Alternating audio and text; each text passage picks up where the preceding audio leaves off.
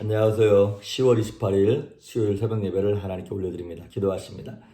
예수님, 오늘도 생명 주셔서 감사합니다. 우리가 참 고난이 많고 눈물 많은 세상을 살아가고 있습니다. 하지만 의인은 고난이 많으나 여호와께서 그 모든 고난에서 건지시겠다고 약속하셨기에 오늘도 주님을 의지하며 믿음으로 승리하기를 소망하오니 성령으로 충만하게 하시며 기름 부어주시고 좌절과 낭만과 어두움과 두려움 속에서 벗어나 승리와 기쁨과 평강이 회복되어질 수 있도록 기름 부어 주옵소서. 감사드리옵고 예수님의 이름으로 기도했습니다. 아멘. 우리 찬송, 예찬송가 495장, 새 찬송가 438장, 내 영혼이 은총 입어 찬양하십니다. 내 영혼이 은총 입어 중한제지 벗고 보니 슬픈 마음 이 세상도 천국으로 가도다. 할렐루야 찬양하세. 내 모든 죄 사함 받고 주 예수와 동행하리. 어디나 하늘나라 주의 얼굴 뵙기 전에 멀리 뵈도 하늘나라 내 맘속에 이루어지니 날로 가깝구나. 할렐루야 찬양하세. 내 모든 죄 사함 받고 주 예수와 동행하리. 그 어디나 하늘나라 높은 산이 거친 들이 조망이나 궁궐이나 주 예수 모신 곳이 그 어디나 하늘나라. 할렐루야 찬양하세. 내 모든 죄 사함 받고 주 예수와 동행하리. 그 어디나 하늘나라. 아멘. 오늘 우리에게 주시는 말씀은 마태복음 5장 17절에서 20절까지의 말씀입니다. 마태복음 5장 17절에서 20절에 있는 말씀 제가 봉독해 올립니다. 내가 율법이나 선지자를 폐하러 온 줄로 생각하지 말라. 폐하러 온 것이 아니요 완전하게 하려 함이라. 진실로 너희에게 이르노니 천지가 없어지기 전에는 율법의 1.1획도 결코 없어지지 아니하고 다 이루리라. 그러므로 누구든지 이 계명 중에 지극히 작은 것 하나라도 버리고 또 그같이 사람을 가르치는 자는 천국에서 지극히 작다 일컬음을 받을 것이요 누구든지 이를 행하며 가르치는 자는 천국에서 크다 일컬음을 받으리라. 내가 너희에게 이르노니 너희 의가 서기관과 바리새인보다 더 낫지 못하면 결코 천국에 들어가지 못하리라. 아멘. 우리가 지금 계속 산상수훈 말씀을 보고 있습니다. 오늘 말씀의 제목은 율법을 지켜야 하는가입니다. 자, 팔복의 말씀을 우리는 지금 이렇게 예수님의 말씀을 들으면 참 좋다. 아멘, 할렐루야 그러지만 이 당시 예수님의 말씀을 직접 들은 유대인들은 이 말씀이 어땠을까요? 충격이었습니다. 그리고 파격이었고 어떤 사람은 감동이었겠지만 어떤 사람들은 되게 혼란함 그 자체였을 거라는 거죠. 왜냐하면 그때까지만 해도 율법을 받고 유대인들이 1500년 동안 예수님 오실 때까지 서기관들 바리새인들이 말씀을 율법을 가르쳤잖아요. 구약성경을. 근데 그들의 초점은 어디에 있었습니까? 행함에 있었어요. 행위에 있었어요. 그러니까 600 몇 가지나 되는 그 율법을 지켰냐 안 지켰냐 이것에 따라 믿음이 좋은 사람, 천국에 갈 사람, 지옥 갈 사람 이런 식으로 구분이 됐다 이 말이지요. 그런데 예수님이 어느 날 갑자기 젊은 청년이 탁 나타나서 한다는 말씀이 행위에 대해서 얘기를 하는 것이 아니라 그들의 중심에 대해서 막 칼로 그들의 폐부를 수술하듯 막 난도질을 해놓은 거예요. 그러면서 우리가 엊그저께 보았던 팔복의 말씀, 예수님 이렇게 말씀하셨어요.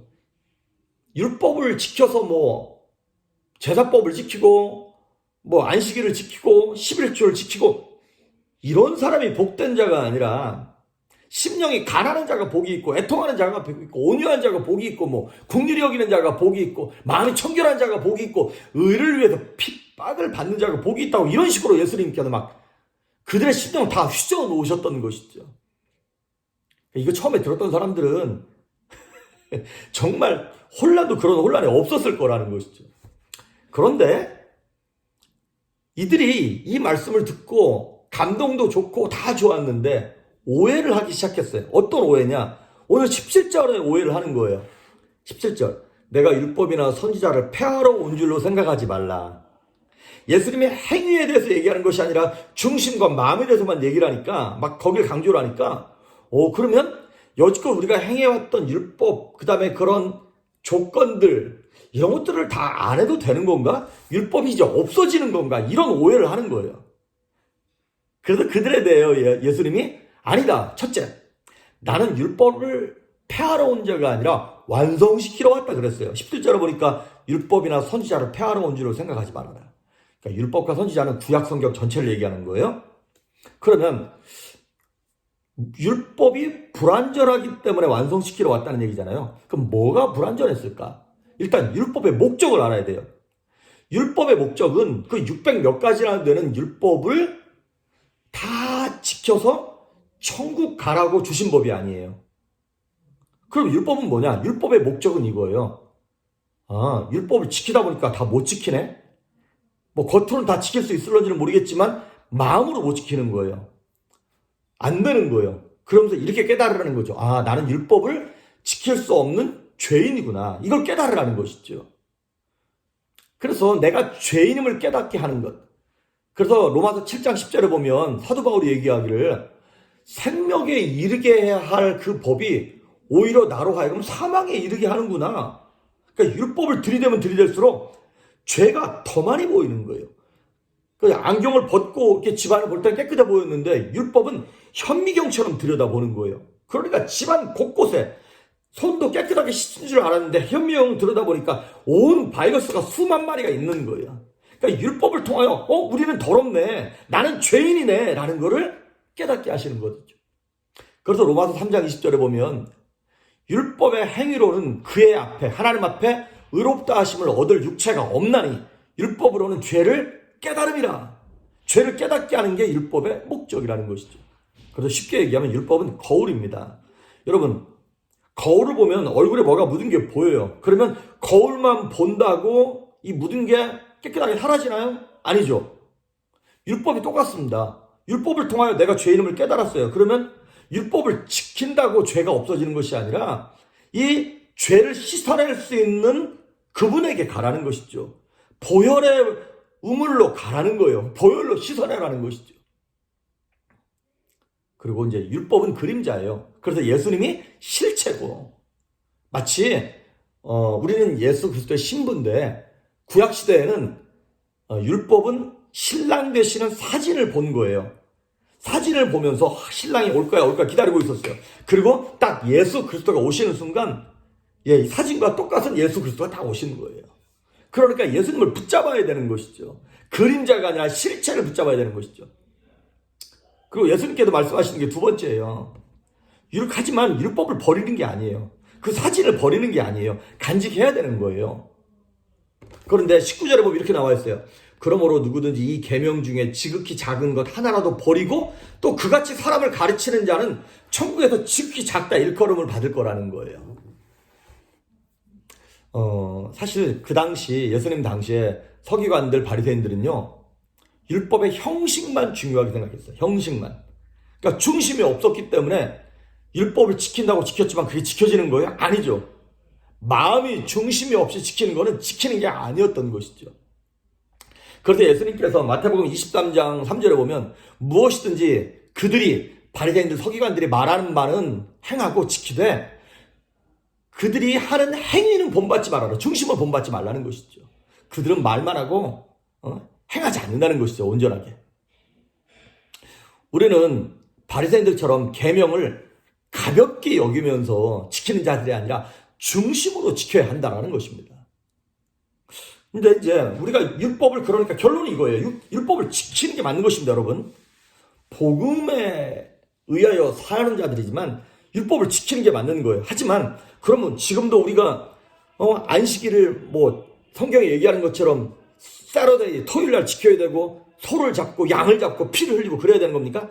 아니에요. 그러니까 이제 율법 안에 세 가지 법이 있어요. 첫째는 의식법. 이거는 막 이제 리추얼로라 그래서 제사 드리는 거 이런 거예요. 그 다음에 두 번째는 시민법. 이거 재판에 관계된 거. 세 번째는 도덕법. 그런데 율법을 예수님께서 오셔서 다 완성하셨습니다. 다 이뤄 놓으셨어요. 그래서 첫째 의식법은 예수님께서 어린 양이 되셨잖아요. 그러니까 양이 되셔서 친히 죽으셨기 때문에 더 이상 우리는 번제, 속죄제, 화목제 이런 거 안 드려도 돼요. 그 행위적인 부분에 있어서는 예수님이 다 완성하셨기 때문에 우리 대신 예배를 드리는 거예요. 두 번째 시민법. 눈에는 눈, 이에는 이. 너 내 이빨 뺐으니까 난 너 그냥 옥수수를 다 털어버릴 거야. 그거 아니라는 거예요. 이거는 뭐냐면 이것도 예수님이 완성하셨어요. 어떻게? 사랑의 법으로 완성하셨어요. 그런데 이제 이것이 각 나라마다 문화마다 거기에 맞는 어떤 우리 대한민국은 대한민국에 맞는 그 헌법과 체계가 있잖아요. 그래서 영혼을 사랑하는 쪽으로 그 법을 지키게 되어 있어요. 그래서 그것이 시민법. 마지막 세 번째가 뭐냐면 도덕법입니다. 사실은 이 법도 예수님이 완성하셨어요. 그런데 성령의 법으로 완성하셨기 때문에 이거는 율법에 나타난 영혼을 사랑하는 법보다 더 많이 사랑하는 거예요. 그래서 예수님 말씀하시기를 왼뺨 맞았냐? 오른뺨 돌려대라. 10리 가자 그러면 20리 가라는 거예요. 그래서 근데 이 도덕법은 사실은 구약에 있는 법이 지금도 유효해요. 하지만 성령의 법으로 더 강화된 것이죠. 그런데 우리가 그 강화된 법에 의하여 더 사랑하고 더 희생하고 더 헌신해야 되는데 우리가 자꾸 육적인 것들이 자꾸 옛날 것이 나오다 보니까 적어도 구약에 나와 있는 그 도덕법의 대표가 무엇이냐면 10계명입니다. 그 정도의 법은 우리가 지켜야 하는 것이에요. 그거를 지키면 천국에 가는 것이 아니라 천국에 가야 할 예수 믿는 사람이라면 그 정도의 법은 당연히 지켜야 된다는 것이죠. 그래서 여러분 성경, 구약 성경에 나와 있는 그 하나님의 명령들을 이건 다 율법이야. 그래서 이렇게 한쪽으로 버려두거나 그냥 이건 안 지켜도 돼 이런 식으로 치부하지 마십시오. 구약에 나와 있는 말씀들을 신약으로 성령으로 해석해서 오늘날의 명령으로 그를 해석해서 받고 순종하실 때 약속하신 그 명령을 약속하시면 꼭 뭐가 따라왔죠? 축복이 따라왔어요. 그러면 그 축복이 오늘날 저희에게 30배, 60배, 100배로 넘치게 되어 있습니다. 그러니까 구약에 나와 있는 율법을 한번 순종해서 지켜보십시오. 성령의 법으로 그를 해석해서 지켜보십시오. 하나님께서 넘치는 복을 허락하십니다. 많은 사람들이 이 비밀을 정말 너무나 간단한 비밀인데 이걸 깨닫지 못해서 너무나 이렇게 복을 놓치는 경향이 많아요. 구약의 명령을 성령의 렌즈로 해석해서 순종해 보십시오. 복이 임합니다. 마지막 세 번째. 예수님이 말씀하시는 거예요. 20절에 보니까 야 너희의 의가 서기관과 바리새인의 의보다 더 낫지 않으면 천국 들어갈 수 없다는 거예요. 그 우리가 우리의 행함으로 우리의 의로는 그들보다 더 열심히 할 수 없습니다. 오죽하면 바리새인과 옛날 유대인 사람들은요 11조를 드릴 때 만약에 농사를 짓지 않았습니까? 그러면 쌀톨 하나하나를 셀 정도로 콩 하나하나를 셀 정도로 그렇게 완벽하게 11조 율법을 지키려고 애를 썼다니까요. 그런 식으로 따지면 그런 행함의 조건으로 따지면 우리는 그들보다 나을 수 없어요. 그런데 참 감사하게도 하나님 말씀하시는 의는 어떤 의입니까? 행함의 의입니까? 아닙니다. 예수 그리스도의 의예요. 우리에게서 나오는 우리의 어떤 도덕, 우리의 뭐 이런 행함이 아니라 예수 그리스도의 의의 옷을 딱 입음으로 말미암아 사랑의 법으로 이것이 완성되는 거예요. 그래서 로마서 3장 21절에 보면 율법 외에 하나님의 한 의가 나타났다. 율법이라고 하는 의 말고 또 다른 의가 있다는 거예요. 근데 그 의는 뭐냐면 율법과 선지자들에게 증거를 받은 의라는 거예요. 누굽니까? 예수 그리스도를 얘기하는 거예요. 그러니까 오늘 제가 이 말씀을 마무리하면서 오늘 말씀의 제목이 율법을 지켜야 하는가입니다. 예, 지켜야 합니다. 그런데 성령의 렌즈로 해석한 법을 지킬 수 있기를 바랍니다. 구약에 나와 있는 말씀이라 할지라도 그 말씀을 오늘날 성령님은 내 마음을 다해서 우리가 종으로서 주인의 일을 하는 것이 아니라 자녀로서 어머니 아버지의 일을 하는 거거든요. 아버지의 일을 하는 거거든요. 그러니까 이것이 억지로 일하는 것이 아니라 기쁜 마음으로 자원하는 마음으로 하는 거잖아요. 옛날에는 내가 어머니 아버지의 마음을 깨닫지 못했을 때는 너 9시까지 저녁 9시 전에 들어와야 돼. 그러면 8시 59분까지 놀다가 막 억지로 들어오기 싫은 거 억지로 들어왔는데 엄마 아빠의 마음을 알고 엄마 아빠를 사랑하다 보니까 이제는 8시에도 들어오고 7시에도 들어오고 일찍 그냥 일부러 더 들어오는 거예요. 일찍 들어오는 거예요. 엄마 아빠 걱정하실까 봐. 때로는 부족해서 12시에 들어올 때도 있어요. 근데 그것 때문에 막 어떡하지 막 걱정하거나 두려워하지 않아요. 잘못하고 있으면 간단하게 회개하면 되는 거고 다시 이전보다 더 잘하면 되는 거잖아요. 그것이 하나님의 의고 예수 그리스도의 의고 그것이 율법의 완성인 줄 믿습니다. 오늘도 여러분 이 말씀 붙잡고 우리에게 주시는 감동을 억지로가 아니라 기쁨과 자원하는 마음으로 순종하셔서 성경에 나와 있는 명령을 순종함으로 30배, 60배, 100배로 아니 만배로 복을 누리는 여러분 될 수 있기를 주의 이름으로 축복합니다. 기도하십니다. 예수님 감사합니다.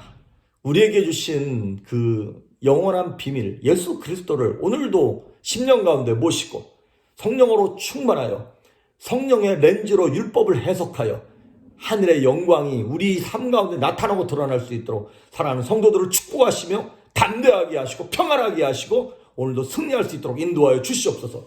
감사드리옵고 예수님의 이름으로 기도했습니다. 아멘.